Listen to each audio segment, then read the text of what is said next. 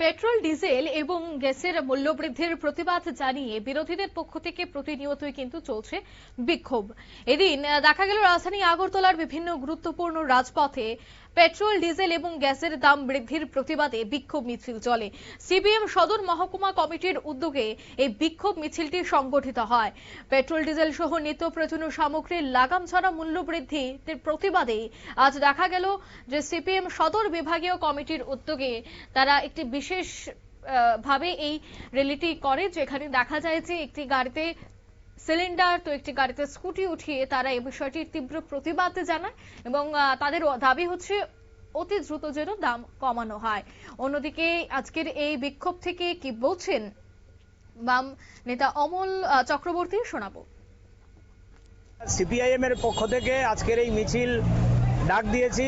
আপনারা লক্ষ্য করছেন, গত পরশুদিন রাতের অন্ধকারে গোপনে প্রশাসনিক নোটিশ দিয়ে আমাদের দেশের সরকার পেট্রোল ডিজেল 2 টাকা এবং রান্নার গ্যাসের মূল্য পেট্রোল ডিজেল 3 টাকা এবং রান্নার গ্যাসের মূল্য 2 টাকা বৃদ্ধি করে দিয়েছে।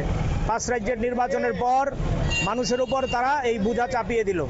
নির্বাচনের আগে তারা বলছে আমরা মানুষের পাশে থাকব, মানুষকে আমরা মুক্তি দেব, মানুষের দ্রব্যমূল্য বৃদ্ধি কমানোর জন্য ভূমিকা নেব, কিন্তু যেই নির্বাচন শেষ তারা মানুষের সহিত এই প্রতারণা করলো।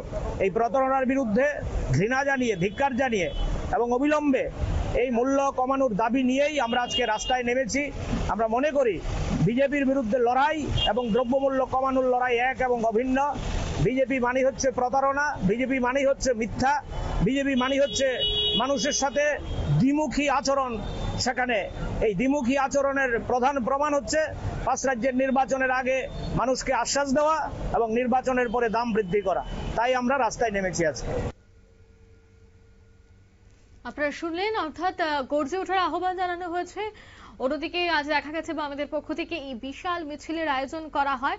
সদর মহকুমা কমিটির উদ্যোগেই চলে এই মিছিলটি, যেখানে দেখা যায় যে বাম নেতৃত্বদের উদ্যোগে এই মিছিলটির আয়োজন করা হয়েছে। গোটা দেশ জুড়ে বামেদের পক্ষ থেকে এই মিছিলটি চলছে, রাজ্যেও কিন্তু দেখা গেল আজকে এই মিছিল।